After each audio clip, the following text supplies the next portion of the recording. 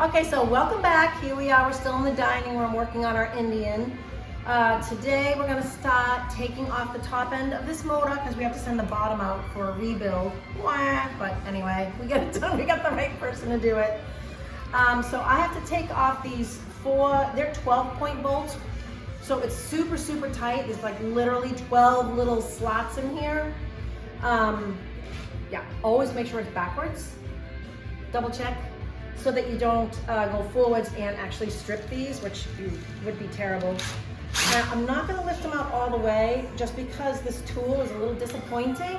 It's supposed to have a ball bearing in here to make it easy to pop on and off, and it does not. It has this like spring thing, and it's really hard for me to get it back on.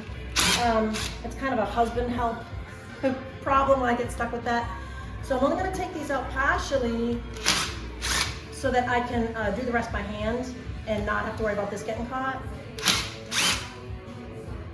Now, one other thing about this is I'm gonna cover this while I take these out because, look, there is a little brass washer that I don't wanna lose. So that's also another reason why I wanna do this by hand. I don't wanna just pop these out with the tool and then, you know, the washer goes flying and I can't find it. So I'm gonna keep working on these and get all the bolts out and then we'll come back. So, peace.